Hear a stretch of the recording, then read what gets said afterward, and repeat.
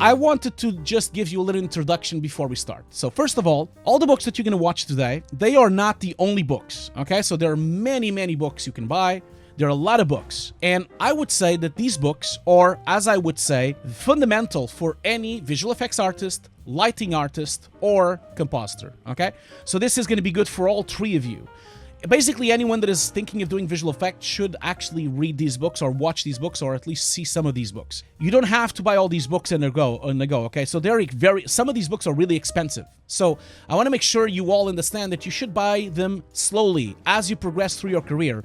These are important topics and they're skill sets that you should learn, okay? Not just, you shouldn't just go ahead and buy all of the books. No, do not do that because then you will never read them, okay? I want to make sure you kind of buy one by one and keep reading them, I'm going to start by showing you, I have this really nice book camera that I bought. I would say that, I don't know if you know this book, but this book is called Understanding Exposure, and it's a book written by a gentleman called Brian Peterson, okay? So this is the 4th edition. It's a book called Understanding Exposure, and it's written by Brian Peterson, okay? If you ever want to be a visual effects artist, you want to start by learning photography, okay? So this is a really basic book. It's really basic. I'm not gonna lie. It's not very complex. It's easily like really digestible. It's not really even very big, as you can see here. It's only a couple of pages. And the cool thing about this book is that it really makes you understand photography. So this book is really cool because it gives you the principle of photography, and without photography, no one here on this chat, can be a good artist. You know why? Because if you want to be a lighter or if you want to be a compositor, you need to understand exposure. You need to understand how cameras work. You need to understand how lenses work, okay? So let's go through a couple of the chapters that I would suggest. Obviously, when you look at the index of the book, you can clearly see what kind of things we're talking about. Defining exposure chapters, we have aperture chapters, we have shutter speed chapters, we have lighting. I'll show you in a minute, okay? And then, of course, obviously, we also have, very importantly, on the other side of the spectrum here, we have some special techniques like polarizing filters and electronical flash as well. So this book is really a great introduction to photography, and obviously, you can't have a book like this without having a camera, okay? You don't need a fancy camera like me, like I use this camera. That's my camera. So this is the Canon EOS 5D SR. Reason I use this camera is because this camera is 50 megapixels, So this camera obviously is perfect for HDRs. It's perfect for having very high resolution texturing work as well. Now, obviously, I would say that this is too expensive. I think this is like £2,000 or something like that. It's too much. So I wouldn't recommend you buying this. But the cool thing about the crucial thing, regardless of what camera you buy, is to do this, to be able to swap a lens. That's the crucial thing here. So if you can't swap a lens, you'll never become good at photography, okay? I would suggest if you don't have money, you can always buy a second-hand camera. So for example, this is the 5D Mark II.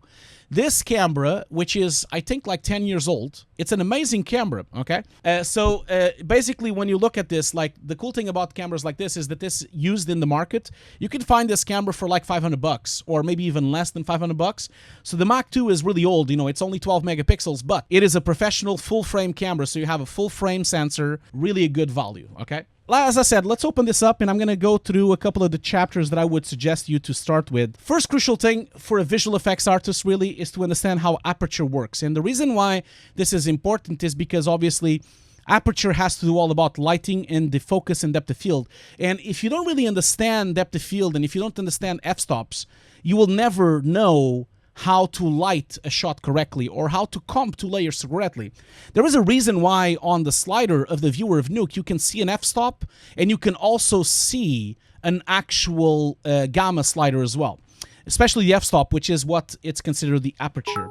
Now, obviously, the aperture... Oh, thank you so much, Keep Calm in VFX. Thank you so much. As you can see here, the difference between f-stops can be monumental, and even if, for example, if you look at this picture here, you can kind of see that just a slight difference on f-stop can produce either a very sharp image like the one on the top or an incredibly blurred image like the one on the bottom. And understanding these limitations and understanding exactly how this relates to with the sensor and relates with the lens and the f-stop is a crucial knowledge for a visual effects artist or a composer, okay? So this book, of course, covers that very, very nicely. This is a very simple introduction book, by the way. So I wouldn't really give you like, it's not like it's gonna make you an amazing photographer. It's not about that. It's more about, it's more about like the introduction to than anything else. Now, the other thing as well about it is the choices of lenses as well, which is really well shown on here on this book as well. As you can see here, choosing two different lenses here. For example, on one side you have a 28 millimeter, and on the other side you have a 288 millimeter. And as you can see here, it's amazing how much difference it really makes. The difference between two different lenses is a fundamental aspect of CG, and especially on lighting, and especially on layout as well. So you see the difference that it makes to even to the person's face if you have a 200 millimeter lens or if you have a 28 millimeter lens. Now, knowing these differences is really what's going to make you a great 3D artist, because you need to select the correct lens for the correct job, right? So it's always much easier if you're a CG artist or if you're a composer. You always want to ground yourself to reality, okay? You want to make sure, instead of choosing a random lens, you need to choose a lens that would connect itself to reality as much as you can. So that's why I'm showing you this this chapter. Again, obviously understanding fog and atmospherics, that's such a crucial thing for visual effects. And obviously, I'm just going to go here and move on to a next page here. I only have a couple of chapters that I want to show you on this book. No, I don't want to... You should buy the book. You shouldn't really watch the book on Twitch. Another really cool feature, another really cool chapter on this book is the shutter speed. And shutter speed is so intricately linked with motion blur, you know?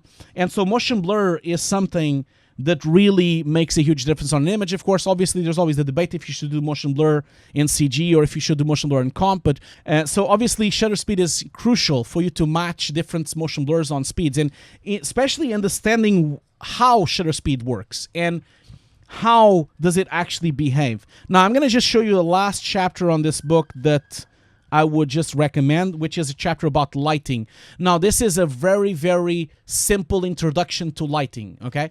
And it basically showcases some of the atmospherics keys, and it showcases night light, daylight, and it showcases, obviously, exploring light and its differences. As you can see here on this really cool example that they have down here, if you look here, for example, of how the same exact image can be so dramatically affected by lighting.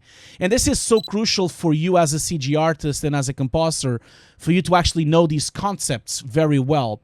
So yeah, I think that's really it for this book, at least. I'm not going to spend much time on this book. Like I said, this book here is, I would say, is a fundamental book for any starting visual effects artist, composer, or lighting artists, especially lighting artists, I would say. So, yeah, like I said, I'm going to move on to the second book. So, this is like a little tip book, okay? Show you because it's only text, but I would highly recommend you to read this book. This is only text, there's no images. So this is Notes of the Cinematograph by Robert Bresson. Now, Robert Bresson is one of the best film directors in the world. This is a really tiny book, okay? And it's kind of like, as you can see, it hardly has any text, okay? So this you can read in a couple of hours. Okay? So this is a wonderful book. And again, can't recommend enough anyone to watch Bresson's films. They are amazing, you know? They're always amazing. And it's a really, really small book. Next book. Again, we're still on the basic books, okay? So we're still on the basic books. We're going to move on to the advanced books very soon, okay? So this is another basic book that I want you to look into. Now, this book here, so now this book, again, is a very, very, very basic book. But again, you need to start with the basics because we have more complex stuff coming, okay? We have a bunch of books here. So this book is a book by David Arnung. And this book is called Color, a workshop for artists and designers. And the cool thing about this book is that this book talks about something that people don't usually think about, which is color, which is what we are doing. You know, we are dealing with color every day when we're doing compositing, CG, and especially lighting.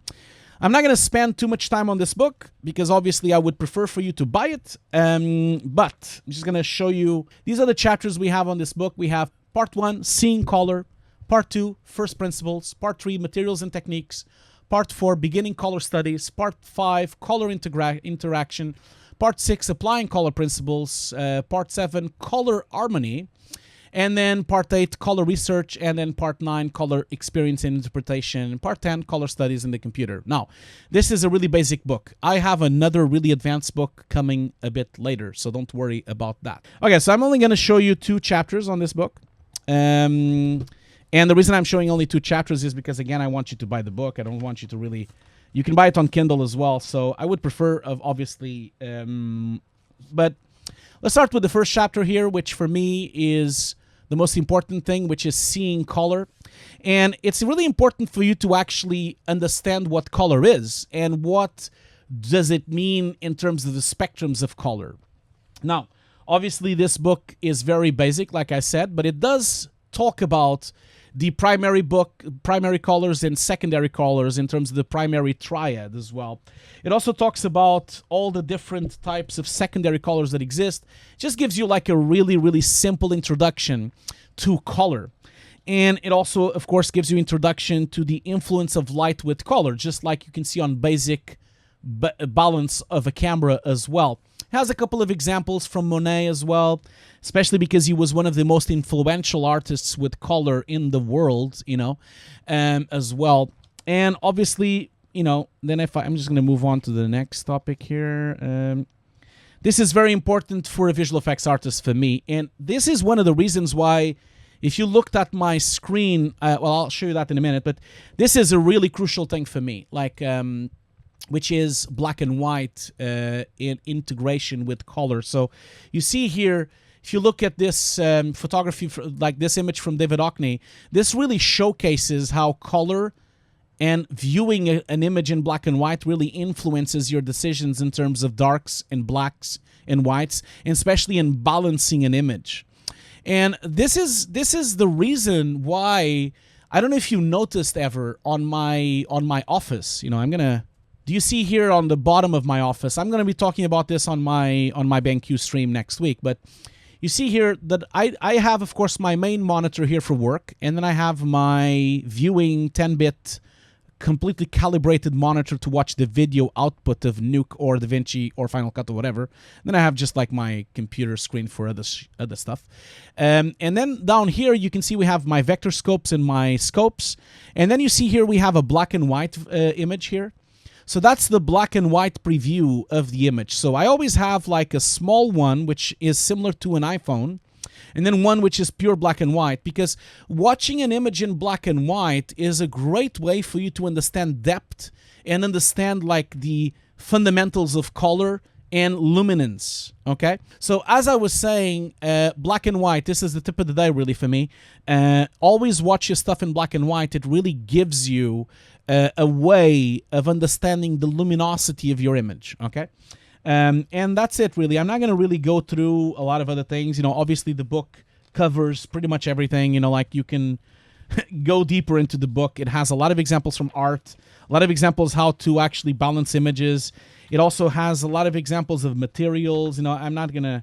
Just going to scrub through the book here really quickly. You know, applying color principles, of course, tonal progression. Yeah, I mean, you guys should buy the book either on Amazon or buying it, you know. I'm not going to want to, I don't want to spoil it. Obviously, I prefer for David here to get the revenue because David deserves your attention, okay?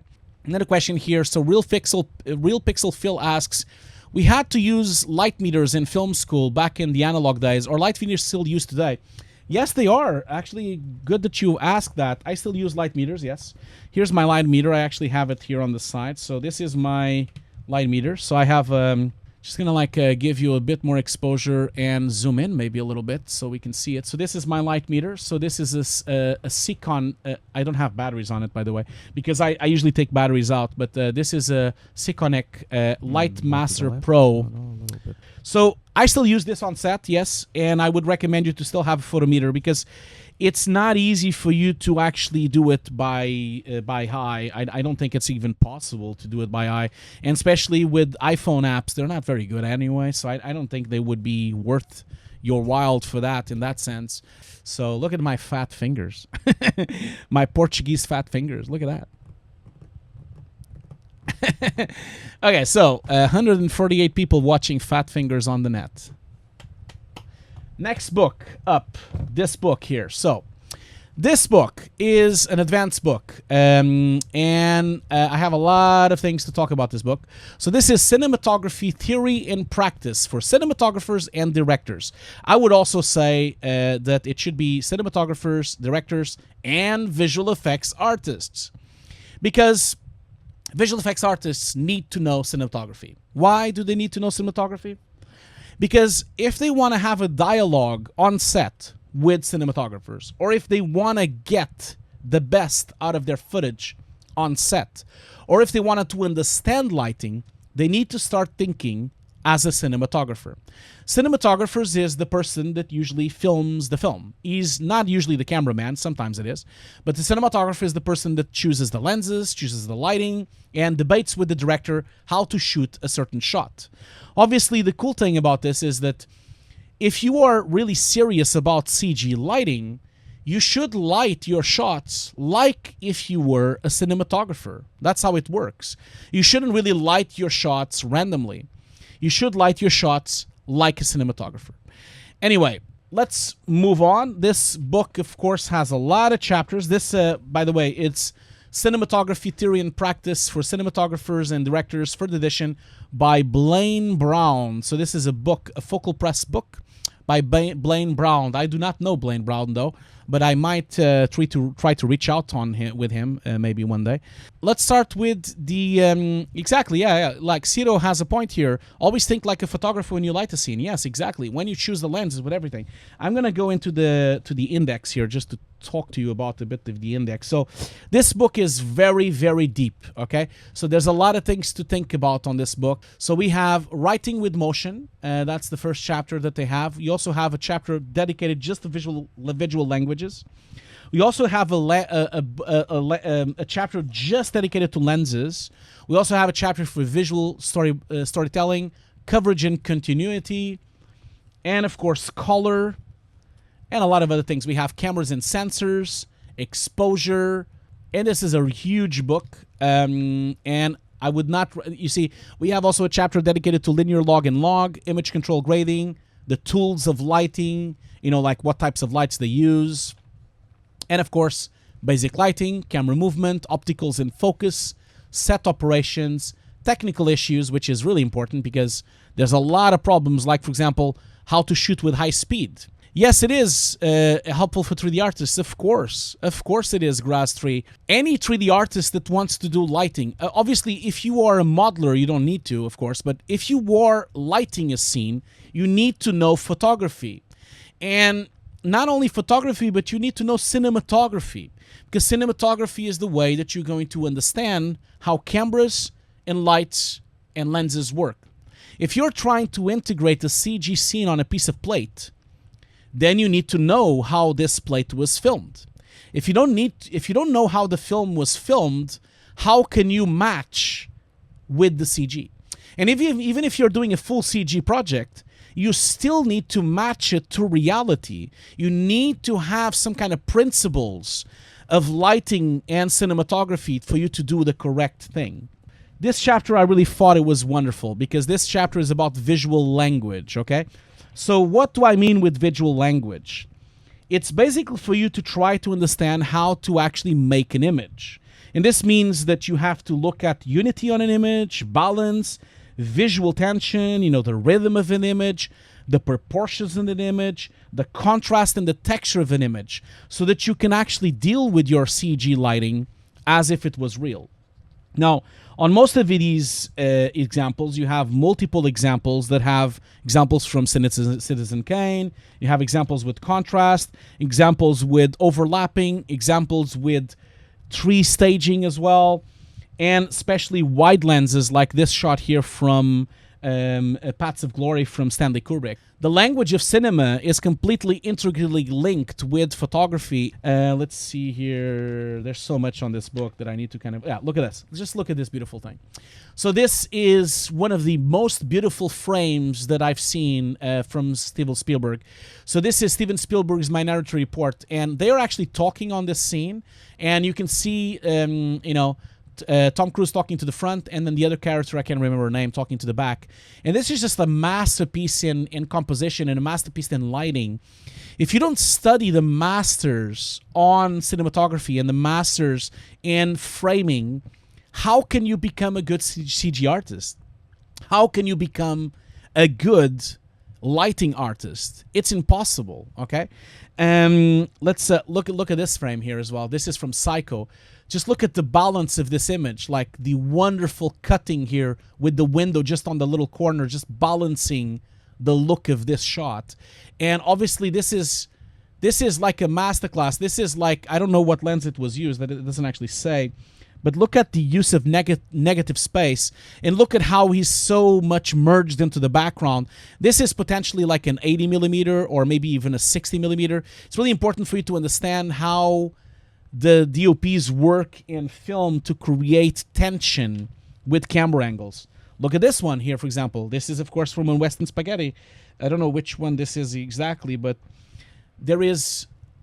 all of this is things that you need to learn. Like, this book is wonderful in that sense. I'm going to move on to the next chapter I want to show you.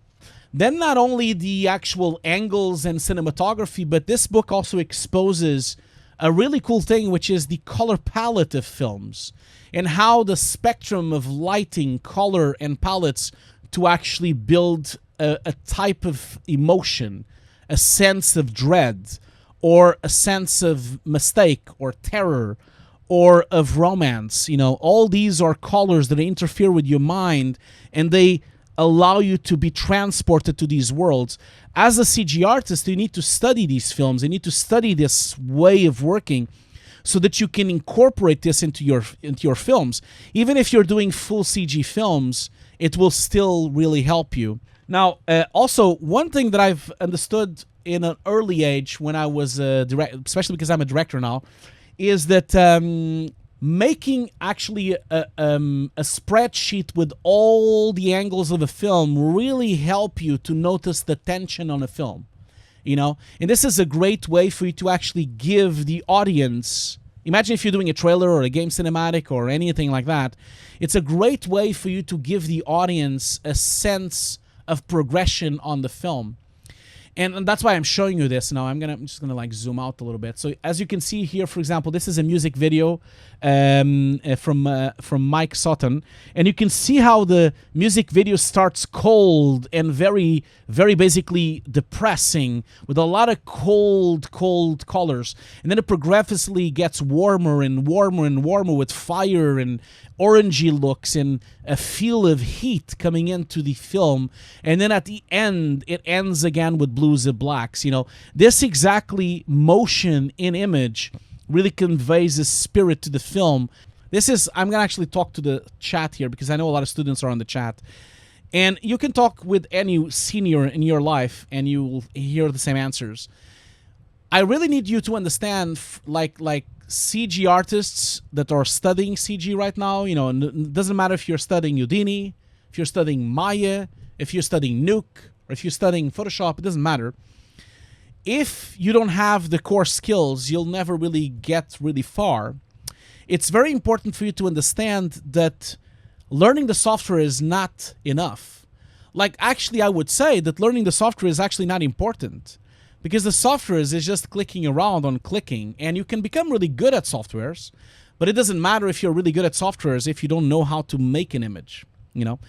I've learned that the hard way, you know. In the beginning, when I was young, you know, when I was like 20 years old, I also thought that I only needed to know the shortcuts. I only needed to know where to click in After Effects to do something. And when I was really young, I really thought, oh man, I'm a good artist because I have all these plugins in After Effects. You know, I have all these plugins installed.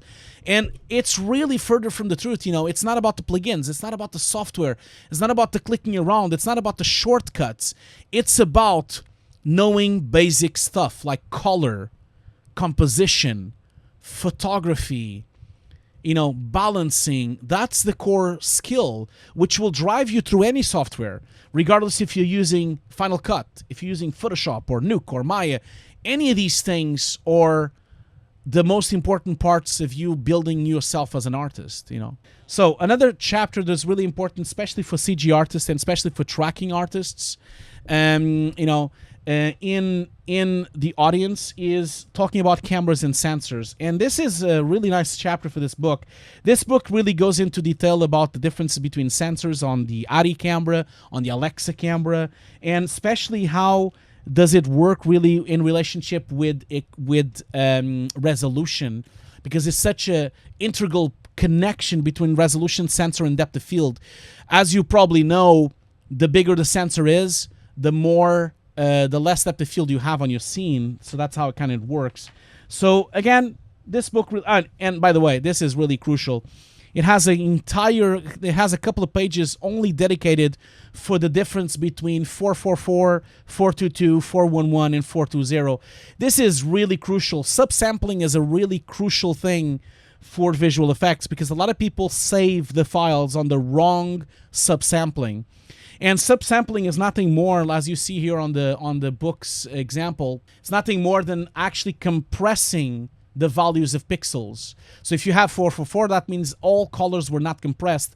But as soon as you get to 422, that means 2 channels of color were compressed.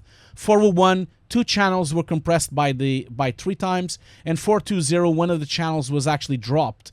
And this is really crucial because a lot of times people choose the wrong the wrong format to share a file. Either they're using something that is only 8-bit or something that has a lot of pixel subsampling, and then it can reduce the quality of your image. And especially if you're using a camera that has a lot of subsampling, then you might have a huge issue trying to key that shot, you know. Really important for you to, as well as a visual effects artist, as a 3D artist, or as a composer, is to actually know how to measure light on your scene. So first thing I would say is this, like I'm going to be talking more about this on BenQ's webinar, but this, for example, is a Blackmagic UltraStudio mini monitor. What does this do? It connects Thunderbolt on one side and it connects HDMI or SDI on the other side.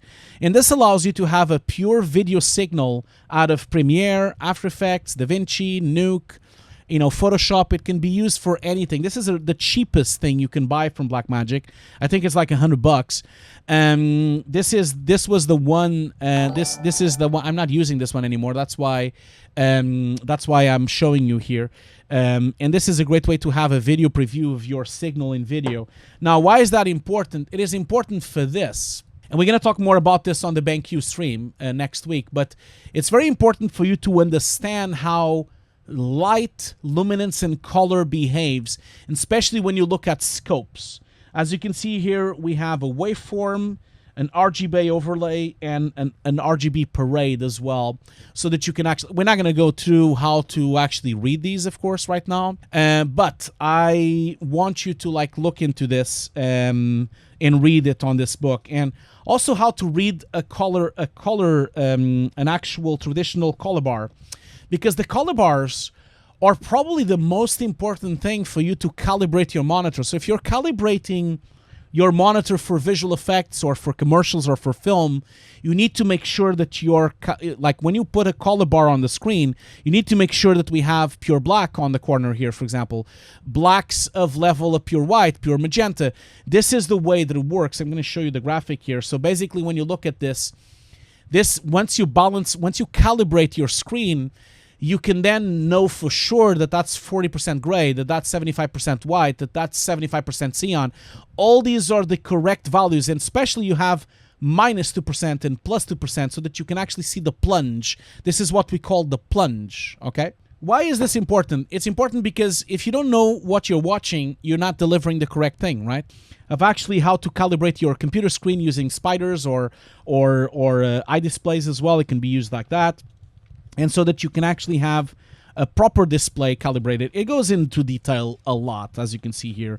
We have all sorts of color charts as well here. Not only for color charts for color, but also color charts for sharpness as well, to calibrate your lenses as well. Now, I'm going to talk more about this on the BenQ stream, but I personally, professionally, I use this. This is a DVDO pattern generator. So this basically creates a pattern generator that outputs color bars. This is a professional pattern generator. This is very expensive, and it's a great way for you to create a pattern generator up to 4K so that you can calibrate your video monitors. Obviously, I wouldn't recommend you buying this because this is like £2,000. I bought this because I professionally do grading, but you don't need to buy this. You can just buy a cheaper version. No, so Rai, you're saying when you convert HDMI to SDI, do you lose quality? No, you do not lose quality. Like SDI is the professional connection. So Pajia, see, it has nothing to do with modern standards. Okay, so HDMI is not more modern than SDI. So SDI. So if I show you here, SDI is the professional connection for video in the professional world, and HDMI is the amateur connection. So it has nothing to do with evolution. It has to do with they have two different worlds. So HDMI is used for consumers, pro-consumers, and amateurs, and SDI is used for professional work, you know, because SDI can actually, if you have dual or 4-link SDI, you can actually have 8K HDR 10-bit. HDMI cannot do 8K HDR at 444. So SDI is actually more powerful than HDMI. It has nothing to do with evolution. It has to do that they have two different markets. SDI is for professionals. HDMI is for amateurs. Now, going back to the color calibration, the most affordable color calibration method that I know of is to actually use these DVDs. So I would recommend this. This is the Spear and Munsley HDMR benchmark. So this is a collection. It's a Blu-ray with a collection of color charts, and it allows you to basically calibrate your monitor. This one actually has Blu-ray 3D, and it has normal Blu-ray, so you can calibrate using these color charts. This is a really cheap DVD, actually, a Blu-ray. And if you want in 4K, they also have a new version. So they have the HD version and the 4K version. So this is the HD forged collection with color charts. Really good that you would read this chapter, which is about linear gamma and log. So obviously, I'm not going to go into deep this, but it has a whole chapter about linear color space, log of color space, and how that works in terms of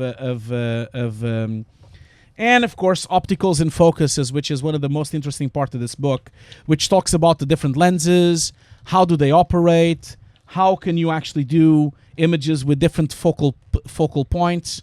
Again, crucial information if you are a CG artist or if you are a lighting artist as well, you know, and especially how to behave with depth of field. Again, I'm gonna move quickly here because we're running out of time. So, and of course, my favorite chapter of this book, technical issues, because there's always problems, okay?